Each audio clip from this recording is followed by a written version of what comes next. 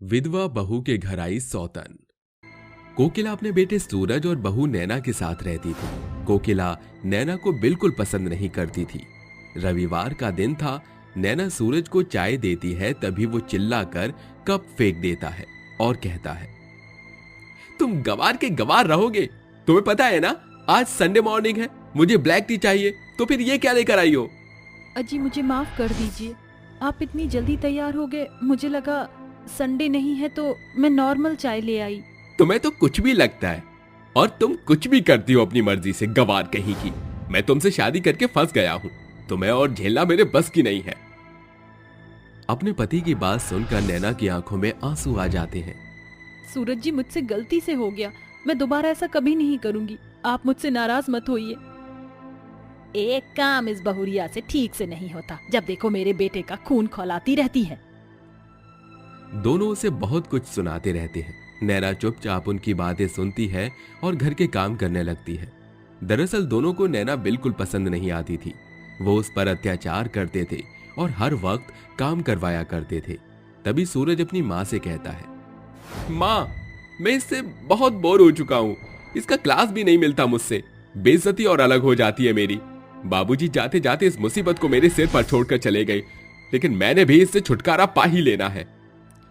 वो कैसे बेटा?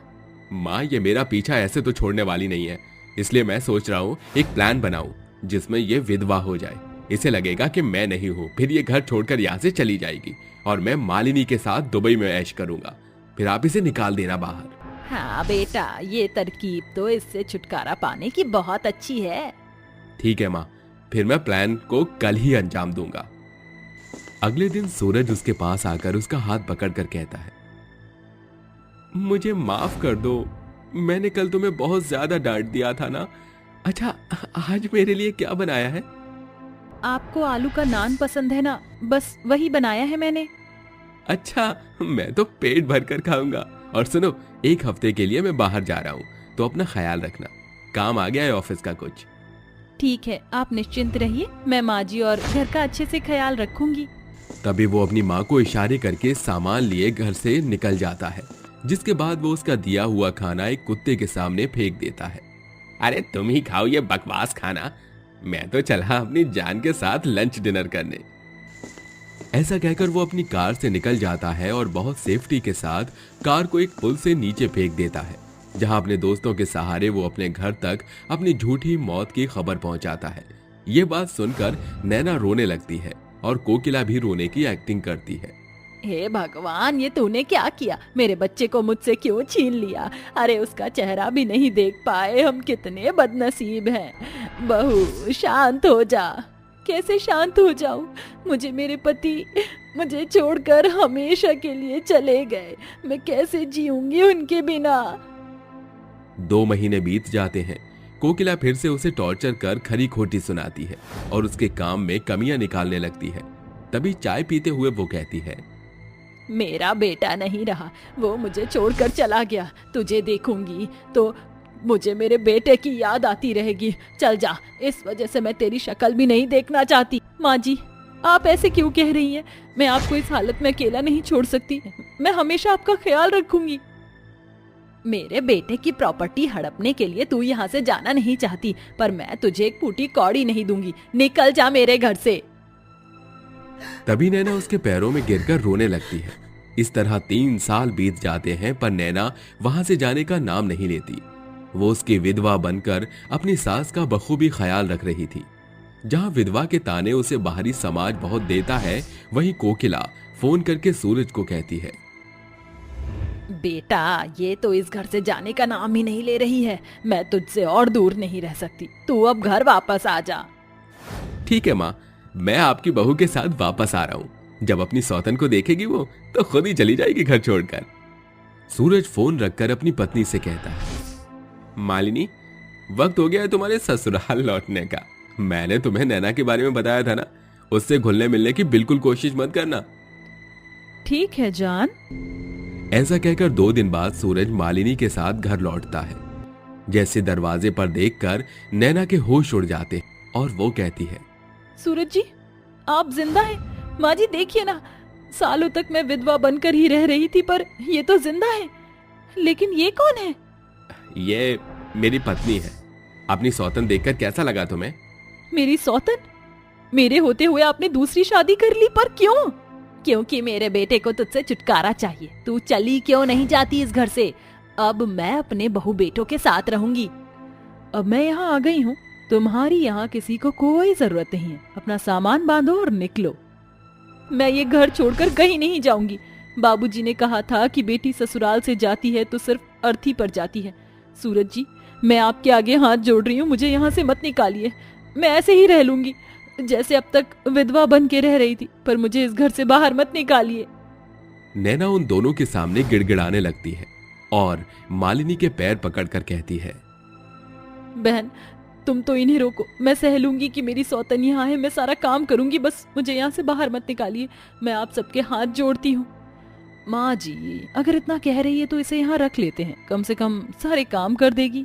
ठीक है, सारा काम करती रहना घर का। ये कहकर वो दोनों अपने कमरे में चले जाते हैं। वक्त गुजरता है। नैना खून के आंसू रोकर अपने ससुराल में नौकरी की तरह घर का सारा काम करती, खाना बनाती। बदले में वो तीनों उसे बेहद काम करवाकर परेशान करते थे, उसे खरी खोटी सुनाते थे। ये सब वो चुपचाप महीनों तक सहती रहती है। सास के बीमार पड़ने पर 24 घंटे उसके पास रहकर सेवा करती है, उसके पैर दबाती है। यहाँ तक कि मालिनी को खाना बनाना नहीं आता था तो वो भी नैना बनकर खिलाया करती है। ऐसे ही सुबह के समय मालिनी नैना को कहती है, ये कैसा नाश्ता बनाया है तुमने? मुझे बादाम से एलर्जी है, फिर खीर में बादाम क्यों डाले? माफ करना मालिनी, मुझे पता नहीं था। तुम्हारी सौतन हूँ, इसलिए तुम मुझे मारना तो नहीं चाहती? नहीं नहीं मालिनी, ऐसा नहीं है। मैं दोबारा बनाकर ले आती हूँ। मुझे खुशी है सूरज जी तुमसे प्यार करते हैं, मेरे नसीब में तो ये सुख था नहीं। ऐसा कहकर नैना चली जाती है। कुछ देर बाद वो सास को दवाई देने जाती है कि उसकी नजर सूरज मालिनी पर पड़ती है। दोनों ने एक दूसरे को गले लगाया हुआ था। तभी वो रोते हुए कहती है, कैसा भाग्य है मेरा, पति के होते हुए भी वो मेरे नसीब में नहीं। वो मुझसे प्यार करें या नहीं, लेकिन मैं उनके लिए पूरे मन से तीज का व्रत जरूर रखूंगी। ये बात मालिनी सुन लेती है। उसे नैना के दर्द का एहसास होता है। अगले दिन दोनों ने सूरज के लिए तीज का व्रत रखा था।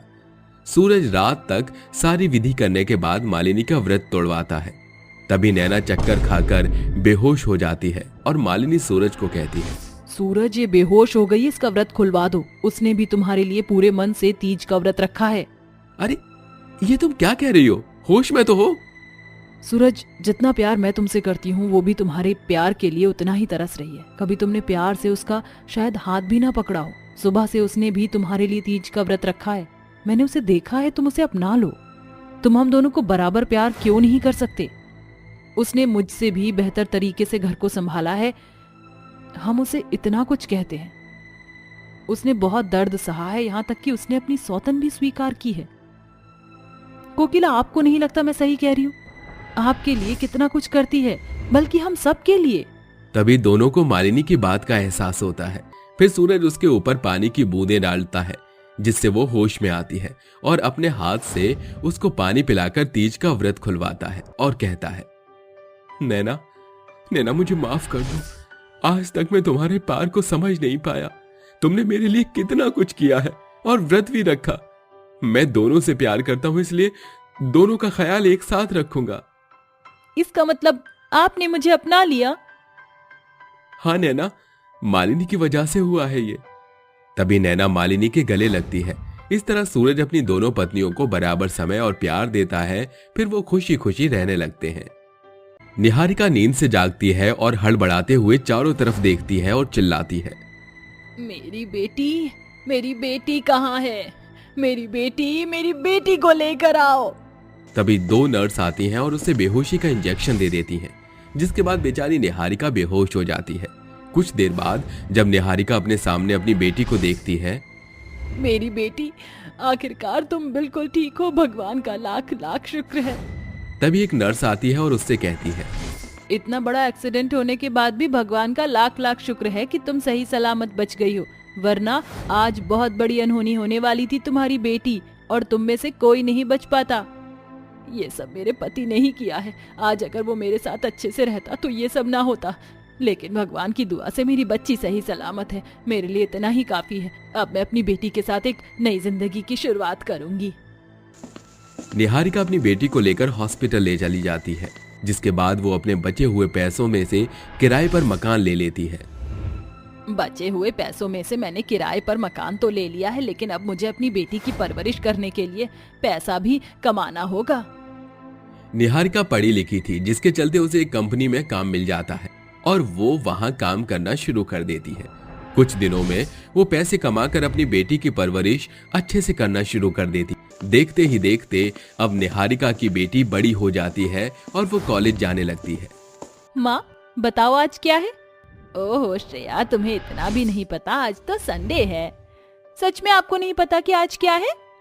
क्यों, आज कुछ स्पेशल है? अरे माँ, अब कैसी माँ हो? आपको अपनी बेटी का बर्थडे भी याद नहीं है? अरे हाँ, आज तो तुम्हारा बर्थडे है। तभी दरवाजे पर कोई दस्तक देता है। जाओ श्रेया, लगता है दरवाजे पर तुम्हारे लिए कुछ स्पेशल आया है। निहारिका की बात सुनने के बाद श्रेया समझ जाती है और वो दरवाजा खोलकर देखती है। उसके सामने एक हैंडसम सा लड़का खड़ा होता है। माँ, वैसे आपकी चॉइस बुरी नहीं है, मुझे ये बहुत पसंद आया, बस थोड़ा पर्सनैलिटी से ठीक नहीं लग रहा। अरे बेटी, स्कूटी में कब से कोई पर्सनैलिटी देखने लगा? तुम्हें तो उसका कलर पसंद आना चाहिए। तभी रोहन स्कूटी की चाबी श्रेया को दिखाता है। हाँ, आपकी मॉम ने आपके लिए स्कूटी गिफ्ट के तौर पर मंगवाई है, मैं आपके लिए कोई गिफ्ट नहीं हूँ। श्रेया रोहन के मुंह से ये सुनकर शर्म से लाल हो जाती है। मुझे माफ करना, तुम्हें देखकर मुझे कुछ और ही लगा। अरे अरे कोई बात नहीं, ऐसा धोखा हर किसी को हो सकता है, क्योंकि मैं इतना हैंडसम जो हूँ।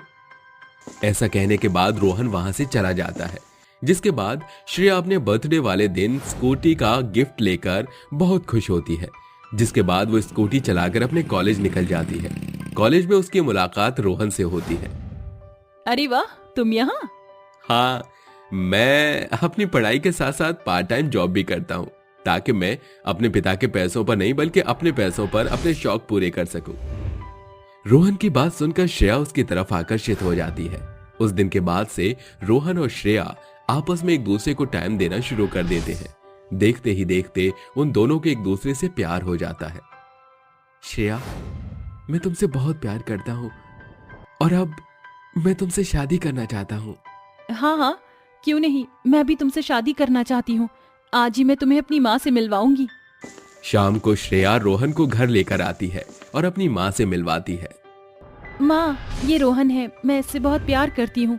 हम आपके आशीर्वाद से शादी करना चाहते हैं। अरे वाह श्रेया, तुमने लड़का तो बहुत ही अच्छा पसंद किया है, लेकिन ऐसा क्यों लग रहा है जैसे मैं इस लड़के को जानती हूँ?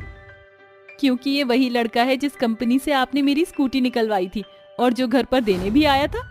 अच्छा अच्छा, अब समझी। चलो तुम दोनों यहाँ बैठो, मैं तुम्हारे लिए खाना लेकर आती हूँ।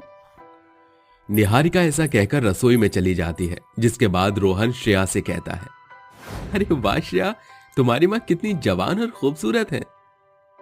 हाँ, वो इसलिए क्योंकि मेरी माँ की कम उम्र में ही शादी हो गई थी।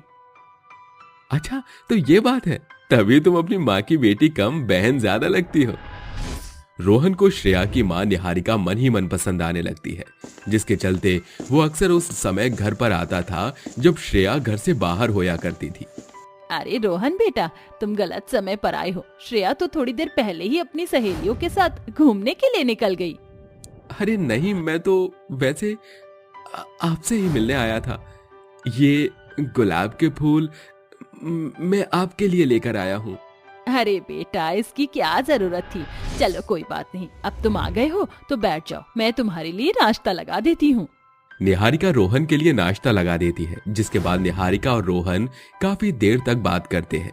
रोहन को निहारिका से बात करके बहुत अच्छा लगता है और वो अपनी बातों में निहारिका को फंसा लेता है। तुमसे बात करके तो मुझे मेरे पति की याद आ गई, लेकिन वो मुझे छोड़कर चले गए। अगर मैं उनकी जगह होता तो मैं इतनी खूबसूरत औरत को कभी नहीं छोड़ता। ये सुनते ही निहारिका का दिल पिघल जाता है, वो रोने लगती है, जिसके चलते रोहन उसको गले लगाकर सहारा देने लगता है। ऐसे ही कुछ ही दिनों में रोहन निहारिका के बहुत ज्यादा करीब आ जाता है। लेकिन एक दिन निहारिका रोहन से कहती है, देखो, तुम्हारी शादी मेरी बेटी से होने वाली है। तुम और मैं एक अच्छे दोस्त तो रह सकते हैं, लेकिन उससे ज्यादा कुछ नहीं हो सकता। इसलिए तुम्हें मुझसे दूर रहना चाहिए। निहारिका डार्लिंग, ऐसा तो बिल्कुल नहीं हो सकता। तुम कहना क्या चाहते हो? रोहन अपने फोन को निकालकर अपनी और निहारिका की फोटो निहारिका को दिखाता है, जिसे देखते ही निहारिका हैरान रह जाती है। ये सब फोटो तुमने कब क्लिक की? इन सबको डिलीट कर दो। अगर इन्हें मेरी बेटी ने देख लिया तो उसका दिल टूट जाएगा। अगर अपनी बेटी की खुशियां चाहती हो तो हमारे इस रिश्ते को ऐसे ही चलने दो, नहीं तो तुम्हारी बेटी का दिल दुखाकर मैं यहां से बहुत दूर भाग जाऊंगा। निहारिका को ना चाहते हुए भी रोहन के साथ रिश्ता रखना पड़ता है। कुछ ही दिनों में रोहन और श्रेया की शादी हो जाती है, जिसके बाद वो दोनों अपनी माँ के पास ही रहने लगते हैं। लेकिन शादी के बाद रोहन श्रेया के ऊपर कम ध्यान देना शुरू कर देता है और ज्यादा से ज्यादा निहारिका के पास समय बिताने लगता है, जिसकी वजह से निहारिका अपनी माँ से चिढ़ने लगती है। एक दिन सभी लोग खाने की टेबल पर खाना खा रहे होते हैं। अरे ये क्या, यहाँ केवल 2 थालियां लगी हैं, मेरी और श्रेया की। आपकी थाली कहाँ है माँ जी? मैंने खाना खा लिया है। तुम दोनों खाना खाकर सो जाना, मैं अपने कमरे में जा रही हूँ। रोहन खाना छोड़ देता है। अगर इस घर की करता धरता खाना ही नहीं खाएगी तो हमारा खाना खाने का क्या फायदा? मैं तो खाना नहीं खाऊंगा। ये देखकर श्रेया कहती है, माँ, आपको ये फालतू की नौटंकी करने की क्या जरूरत है? चुपचाप बैठकर खाना खा लो। श्रेया के कहने पर निहारिका खाने की टेबल पर बैठकर खाना खाने लगती है, जिसके बाद रोहन की नजर केवल निहारिका के ऊपर ही होती है। ये सब देखकर श्रेया को गुस्सा आ जाता है और वो गुस्से में उठकर अपनी थाली फेंक देती है। ये सब इस घर में क्या चल रहा है? और रोहन, तुम आखिर तुम्हें हुआ क्या है? तुम मुझसे प्यार करते हो या फिर मेरी माँ से? अरे बेबी, मैं तो तुमसे ही प्यार करता हूँ। तुम ऐसा क्यों कह रही हो? क्योंकि जब से हम इस घर में आए हैं, जब से ही मेरी माँ मेरी सौतन बन रही है। तुम्हारा सारा ध्यान मेरी माँ के ऊपर होता है। मेरी माँ अपनी खूबसूरती के चलते मेरे पति को अपनी तरफ खींच रही है। बेटी, तुम जैसा समझ रही हो ऐसा कुछ नहीं है। ओह माय गॉड, बस करो। आप मुझे समझाने की जरूरत नहीं है। मैं अब 2 दिन की बच्ची नहीं हूँ। ऐसा कहकर श्रेया वहां से चली जाती है। अरे तुम्हारी परेशानी क्या है? तुम ऐसा क्यों कर रहे हो? चले क्यों नहीं जाते हम दोनों माँ बेटी की जिंदगी से? इतनी खूबसूरत सास और पत्नी को छोड़कर मैं कैसे जा सकता हूँ? वैसे समय हो गया है, चलो अब हमें तुम्हारे कमरे में चलना चाहिए। निहारिका रोने लगती है। रोहन उसका हाथ पकड़कर उसे उसके कमरे में ले जाता है, जिसके बाद रोहन निहारिका के करीब जाने ही वाला था कि तभी वहां पर श्रेया आ जाती है। मुझे पता था कि मेरी पीठ पीछे कुछ ना कुछ तो गड़बड़ हो रही है। मैंने सोचा भी नहीं था कि आप मुझसे इतनी बड़ी बात छुपाओगी। बस एक बार मुझे समझाने का मौका दे। निहारिका कुछ कह पाती इतने में श्रेया बंदूक निकालती है और बंदूक से गोली चला देती है, लेकिन बंदूक निहारिका को न लगकर रोहन के सीने को पार कर जाती है।